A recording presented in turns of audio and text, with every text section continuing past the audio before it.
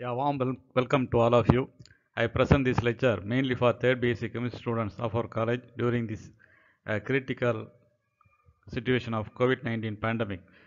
This topic, Gibbs-Helmholtz equation and Maxwell relation, this topic is present in Physical Chemistry 1 syllabus of our Bharathasan University. As this lecture is based on syllabus, I want to read the syllabus.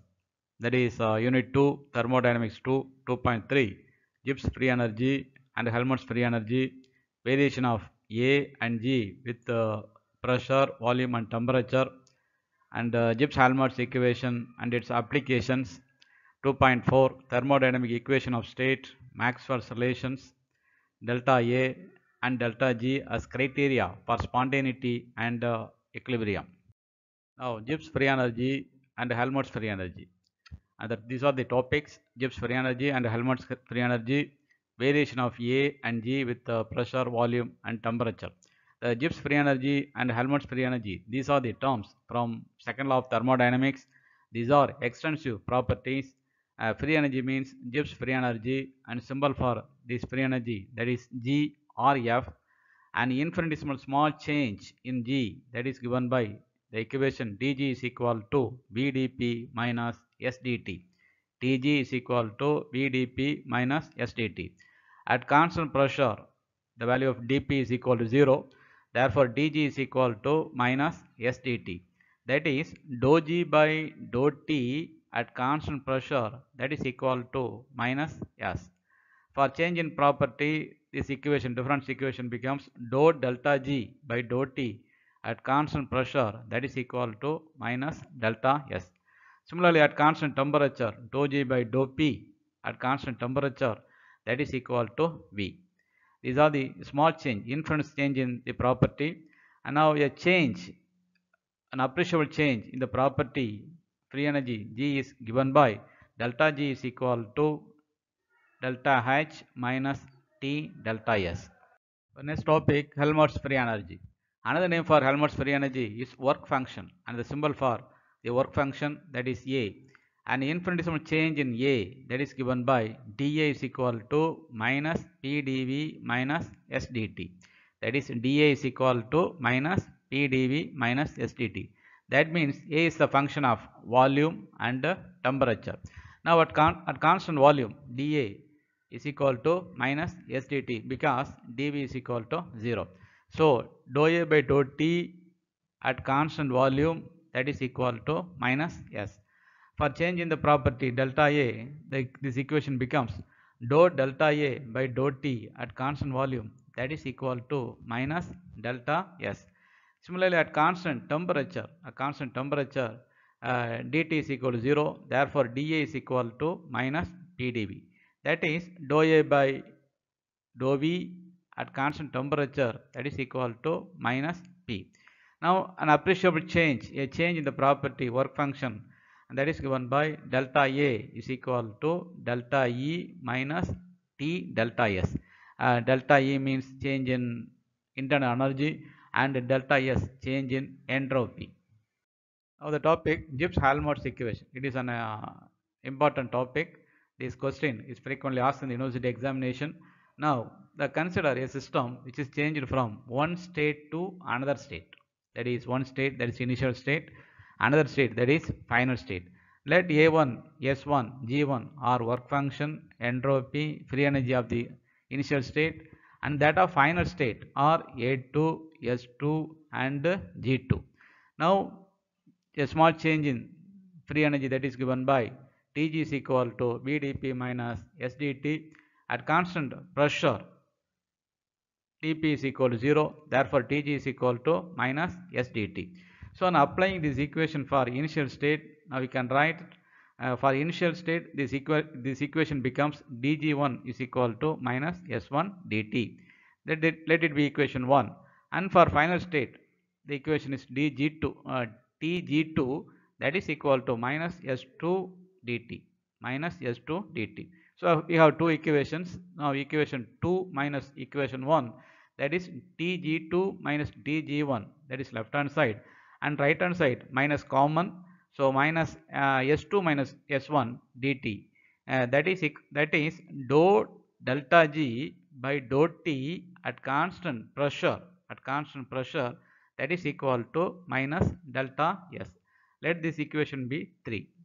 But in thermodynamics, delta G is equal to delta H minus T delta S. There is an equation, delta G is equal to delta H minus T delta S. So on changing delta H from right hand side to left hand side and T from right hand side to left hand side, we get minus delta S. Minus delta S is equal to delta G minus delta H whole divided by T. Let this equation be 4. Now on equating equation 3 and 4, that is equation 3 right hand side is minus delta S and equation 4 left hand side is minus delta S. Therefore the remaining are same, that is delta G minus delta H divided by T, that is equal to dou delta G by dou T at constant pressure. So on changing temperature from left hand side to right hand side and changing minus delta H from left hand side to right hand side, we get the equation delta G is equal to delta H T dou delta G by dou T at constant pressure. This is one equation of Gibbs-Helmholtz equation. A small change in work function, that equation is dA is equal to minus PdV minus SdT. Now at constant volume, dV is equal to 0, therefore dA is equal to minus SdT. So on applying this equation to initial and final state, for initial state dA1 is equal to minus S1 dt, let it be equation 1, and for final state dA2 is equal to minus S2 dt, let it be equation 2. Now equation 2 minus 1, that is dA2 minus dA1, that is equal to minus common S2 minus S1 dt, that is dou delta A by dou T at constant volume, that is equal to minus delta S. Let this equation be 3. But in thermodynamics, there is an equation for change in the property A, delta A is equal to delta E minus T delta S. From this equation, we get minus delta S. Minus delta S is equal to delta A minus delta E whole divided by T. Let this equation be 4. Now on equating equation 3 and 4, dou delta A by dou T at constant volume, that is equal to delta A minus delta E whole divided by T. So on simplifying this equation, delta A is equal to delta E plus T dou delta A by dou T at constant volume. Let this equation be Roman letter 2. Now the equations Roman letter 1 and 2 are called as Gibbs-Helmholtz equation. Next, applications of Gibbs-Helmholtz equation. One application is knowing free energies at two temperatures, one can calculate enthalpy of reaction. That is one application. Another application, EMF of a reversible cell can be calculated. That is another application.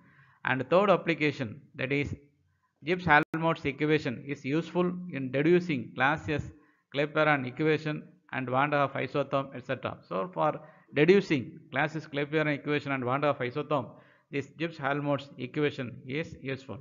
These are the applications of Gibbs-Helmholtz equation. Next topic, Maxwell relations. Maxwell relations, there are 4 relations. These relations are derived from 4 fundamental equations. Now what are the 4 fundamental equations? One equation, that is dE is equal to TdS minus PdV. That is, E is the function of entropy and volume. Now at constant entropy, this equation becomes, that is at constant entropy, S ds is equal to 0. Therefore dou E by dou V at constant entropy, S, that is equal to minus P. Now let this equation be 1. Similarly at constant volume, dV is equal to 0. Therefore the equation is dou E by dou S at constant volume, that is equal to T. Now this equation be, let this equation be 2. Now on differentiating equation 1 with respect to entropy at constant volume, that is differentiation with respect to entropy, now that is constant in the previous equation, and at constant volume which is variable at the previous equation. So the equation is dou square E dou V dou S, that is equal to right hand side minus dou P by dou S at constant volume. Now let this equation be 3. Similarly, on differentiating equation 2 with respect to volume, that is constant the previous equation, and at constant entropy which is variable in the previous equation. So the equation is dou square E divided by dou V dou S, that is equal to dou T by dou V at constant S. Now let this equation be 4. On comparing equations 3 and 4, that is left hand side of equations 3 and 4 are equal, therefore right hand should be equal. So right hand side values, that is dou T by dou V at constant S entropy, that is equal to minus dou P by dou S at constant volume. This is one Maxwell relations. Now another relation, Maxwell relation, is derived from another fundamental equation. That fundamental equation is dH is equal to TdS plus ddP. Here H is the function of entropy and pressure. Now at constant entropy S, ds is equal to 0. Therefore dou H by dou P at constant S, that is equal to V. Let this equation be 1. Now at constant pressure, dP is equal to 0. Therefore dou H by dou S at constant P, that is equal to T. Let this equation be 2. Now on differentiating equation 1 with respect to entropy, which is constant in the previous equation, and at constant pressure which is variable in the previous equation, so we get the final equation. Dou square H by dou P dou S, that is equal to dou V by dou S at constant pressure. Now let this equation be 3. Now on differentiating equation 2 with respect to pressure, which is constant in the previous equation, and at constant entropy which is variable in the previous equation. So the equation, double differentiation equation, the left hand side is dou square H by dou P into dou S, that is equal to dou T by dou P at constant entropy. Let this equation be 4. Now on comparing equations 3 and 4, that is left hand sides are equal, therefore right hand side should be equal. Therefore the right hand side values, that is dou V by dou S at constant pressure, that is equal to dou T by dou P at constant entropy. This is another Maxwell's relation, that is second Maxwell's relations. And a third Maxwell relation is derived from another fundamental equation, dA is equal to minus PdV minus SdT. This is one of the fundamental equation in thermodynamics, that is dA is equal to minus PdV minus SdT. That is A is the function of volume and temperature. Now at constant temperature dt is equal to 0. Therefore dou A by dou V at constant temperature, that is equal to minus P. Let this equation be 1. Now at constant volume dV is equal to 0. Therefore dou A by dou T at constant volume, that is equal to minus S. Let this equation be 2. Now on differentiating equation 1 with respect to temperature at constant volume, now the left hand side is dou square A divided by dou T into dou V, that is equal to minus dou P by dou T at constant volume.